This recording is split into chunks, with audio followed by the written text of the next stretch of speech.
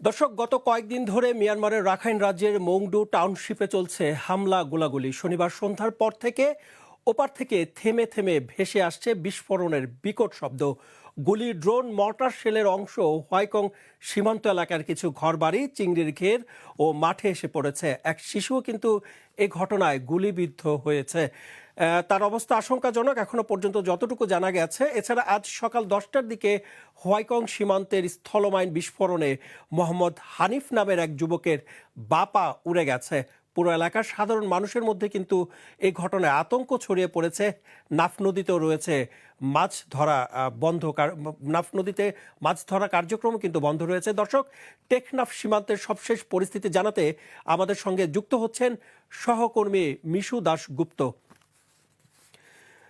মিশু, যেমনটি আপনি আসলে সেখানে গত কি কয়েকদিন দেখছেন? ধরে ঘটে চলছে, টেকনাফের ওয়াইকং সীমান্তটি উত্তেজিত হয়ে রয়েছে। এখানে আমরা গতকালকে দেখতে পেয়েছি যে মিয়ানমারের যারা দখল করে রেখেছে আরাকান আর্মি এবং তাদের সাথে সংঘর্ষ লিপ্ত হয়েছিল গত কয়েকদিনে মিয়ানমারের 3টি সশস্ত্র, এবং সেই সংঘর্ষ চলাকালীন লম্বার বিল সীমান্ত এলাকায় একটি বুলেট এসে বিদ্ধ করে এখানে বাড়ির পাশে খেলারত অবস্থায় শিশু আফনানের, এবং সেই আফনানকে গুলিবিদ্ধ হওয়ার পরেই কিন্তু পুরো এলাকা এখানে থম স্থিতি বিরাজ করে। স্থিতি কিন্তু এখনো আছে।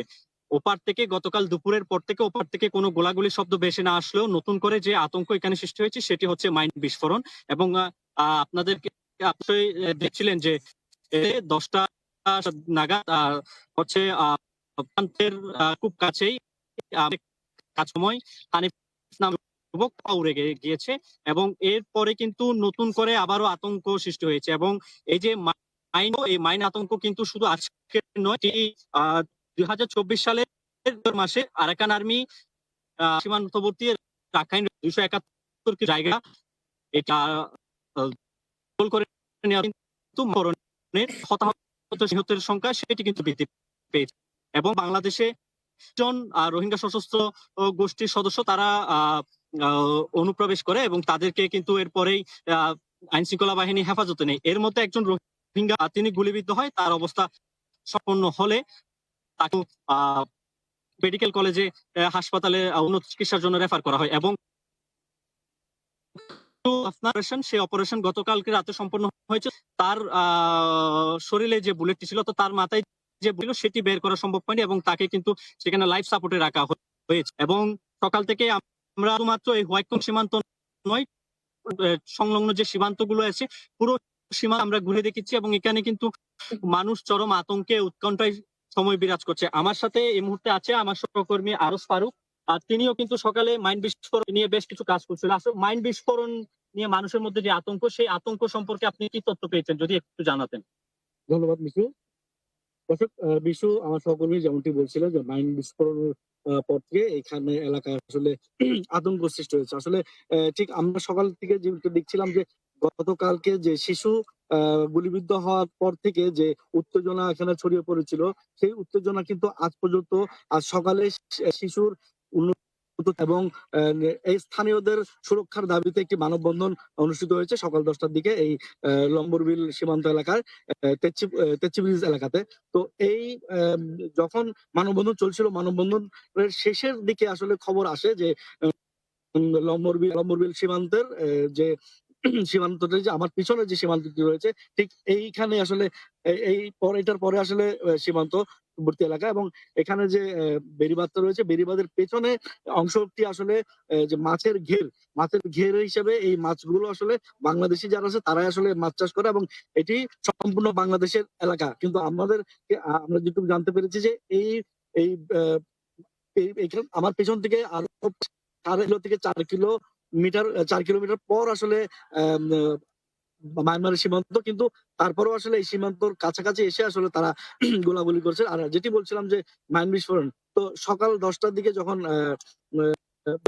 মানববন্ধন আমরা খবর পাই যে এক যুবক মাইন বিস্ফোরণে আহত হয়েছে, আমরা তাৎক্ষণিক আসলে এই ঘটনাস্থলে যাই, এবং যে আমরা সহ আমাদের যারা সবাই আসলে আমরা সচক্ষে দেখতে পাই যে হানিফ নামের একজনকে তারা আসলে সেই সীমান্তবর্তী এলাকা যেখানে বিস্ফোরিত হয়েছে সেখান থেকে আসলে নিয়ে আসা হচ্ছে এবং তাকে হাসপাতালে প্রেরণ করা হয়েছে। এরপরে আমরা আসলে এলাকাবাসীর সাথে কথা বলে যে জানা গেছে যে ২০২৬ সালে আজকে ১ম মাইন বিস্ফোরণের হয়েছে। কিন্তু গত বছরে যদি আমরা গত বছরে ২০২৫ সালে আমরা আ ২৭ জন মাইন বিস্ফোরণে আহত হয়েছে এবং ২৭ জন আহত হয়েছে।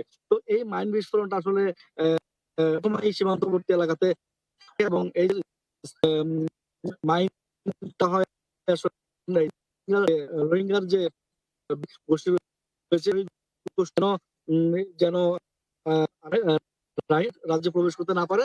এইজন্য আসলে তাদের আভ্যন্তরীণ যে যুদ্ধ সেটার প্রেক্ষিতে সেটার যে রেশটা আসলে আমাদের বাংলাদেশে এসে পড়েছে এমনটি আসলে আফগানিস্তানেরও এবং তাছাড়া তারা বলছেন যে তারা খুব আতঙ্কিত এবং এদের যে সুরক্ষাটা আসলে অনিশ্চিত। তারা নিরাপত্তাহীনতায় ভুগছে।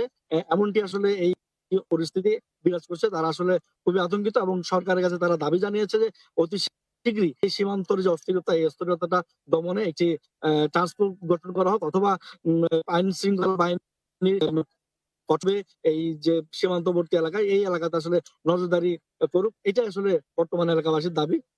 এই ছিল আসলে মাইন বিস্ফোরণের সর্বশেষ আমার কাছে। আমরা সহকর্মী ফারুকের কাছ থেকে জানছিলাম যে মান সংক্রান্ত এবং আমি যদি কিছুদিন আগে ফিরে যাই ২০২৩ সালে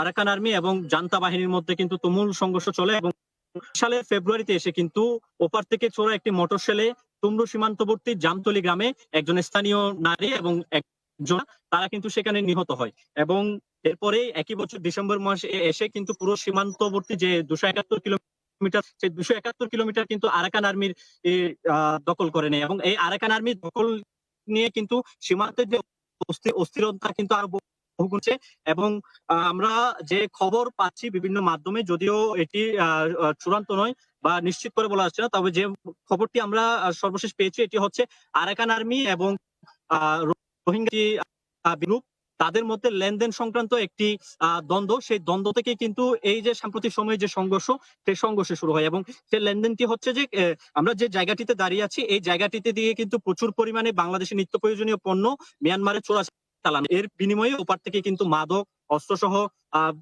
বিভিন্ন জিনিসপত্র চোরাই পথে এই দেশে আসছে এবং এই যে লেনদেন সেই লেনদেনের যে বাগবাটারুয়া সেখান থেকে আরাকান আর্মি রোহিঙ্গা যে বিদ্রোহী গোষ্ঠীগুলো রয়েছে তাদের কাছ থেকে কমিশন চেয়েছিল এবং এই কমিশন দিতে অস্বীকৃত কিন্তু দুপক্ষের মধ্যে যে দ্বন্দ্বের সূত্রপাত হয় এবং এই যে আরাকান আর্মি তারা রাখাইন রাজ্যের দখল নেওয়ার পর থেকে কিন্তু নাফ নদীতে মাছ ধরা এক প্রকার বন্ধ হয়ে গিয়েছে এবং অসংখ্য জেলে প্রায় ১৫০ শতাধিকের উপরে জেলে কিন্তু বর্তমানে আরাকান হেফাজতে আছে তারা কিন্তু বাংলাদেশে অভ্যন্তরে এসেই বাংলাদেশিদের জেলেদের ধরে নিয়ে যাওয়ার ঘটনা ঘটছে বাংলাদেশি জেলেদের গুলি করে আহত ঘটনা এবং সর্বশেষ জেলে গুলিবিদ্ধ হয়েছে সেটি হচ্ছে গত বৃহস্পতিবার সন্ধ্যায় আমরা যে জায়গা থেকে দাঁড়িয়ে আছি সেই বরাবর নাফ নদীতে কিন্তু ওই জেলে মাছ মিয়ানমারের যে রাখাইন রাজ্যে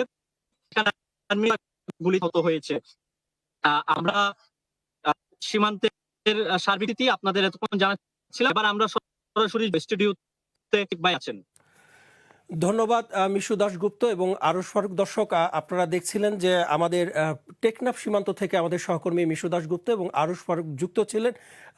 তারা সেখানকার সর্বশেষ জানাচ্ছিলেন তারা বলছিলেন যে মিয়ানমারের যে অভ্যন্তরীণ যে যুদ্ধ সেই যুদ্ধের রেশ কিন্তু বাংলাদেশের সীমান্তবর্তী এলাকা টেকনাফে সেখানেও কিন্তু এসে পড়েছে এবং তারা বলছেন যে সেখানে সশস্ত্র গোষ্ঠী যে আরাকান আর্মি রয়েছে এবং তাদের সাথে যে এক ভাগ বাটোয়ারার যে কথা বলছিলেন সেটি নিয়েই কিন্তু এই উত্তেজনার এর আগেও কিন্তু এরকম উত্তেজনা সৃষ্টি হয়েছে এবং এটি কিন্তু আজকে ২০২৬ সালে কিন্তু এটি প্রথমবারের মতো এমন কিন্তু উত্তেজনা সৃষ্টি হয়েছে এবং এটি কিন্তু গত কয়েকদিন ধরেই এই উত্তেজনা চলছে। দর্শক একটু জানিয়ে রাখতে চাই যে মিয়ানমারের যে রাখাইন রাজ্য রয়েছে সেই রাখাইন রাজ্যের সশস্ত্র গোষ্ঠী আরাকান আর্মির সাথে দেশটির সেনাবাহিনীর কিন্তু কিছুদিন আগে থেকে এই ধরনের হামলা এবং গোলাগুলি কিন্তু চলছিল এবং গতকালকে একটি গুলি কিন্তু সেখান থেকে বাংলাদেশের সীমান্তবর্তী এলাকা টেকনাফে একটি শিশুর গায়ে তেজশ্রী ব্রিজ এলাকায় টেকনাফে যে তেজশ্রী ব্রিজ রয়েছে সে ব্রিজ এলাকায় সীমান্তের কাছাকাছি এক শিশু খেলা করছিল এবং এই সময় কিন্তু তার গায়ে এসে গুলিটি লাগে এবং তার শিশুটি চিকিৎসকরা বলছেন যে সেই গুলিটি কিন্তু ব্রেন পর্যন্ত চলে যাবার কারণে এখন কিন্তু তিনি মৃত্যুর সাথে পাঞ্জা লড়ছেন এবং সংকটাপন্ন অবস্থান রয়েছেন।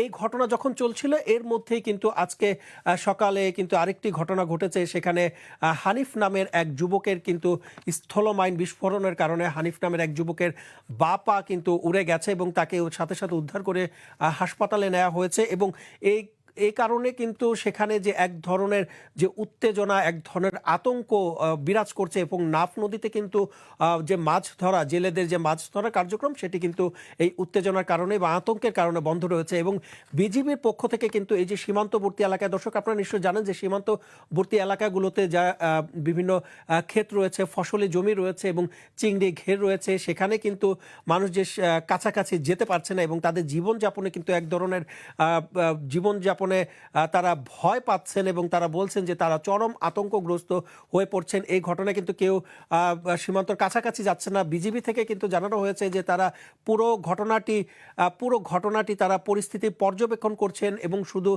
তাই নয়, তারা যে প্রযুক্তির সহযোগিতা নিচ্ছেন, ড্রোন উড়িয়ে তারা দেখছেন যে পরিস্থিতি এখন কি এবং এটি কিন্তু নিয়ন্ত্রণেরও চেষ্টা করা হচ্ছে। এবং দর্শক আপনারা দেখছিলেন যে আমাদের এই মিয়ানমারের ঘটনা এবং টেকনাফে মিয়ানমারের যে অভ্যন্তরীণ যে ঘটনা ঘটেছে সেই অভ্যন্তরীণ ঘটনার কারণে টেকনাফে যে উত্তেজনা রয়েছে, যে আতঙ্ক রয়েছে, সেই আতঙ্কের সর্বশেষে আমরা কিন্তু এই ঘটনার আপডেট রাখছি। পরবর্তীতে আরও আপডেট আসলে কিন্তু আমরা আপনাদের সঙ্গে সঙ্গে জানিয়ে দেব। ততক্ষণ পর্যন্ত আপনারা আমাদের সঙ্গেই থাকবেন, ভালো থাকবেন।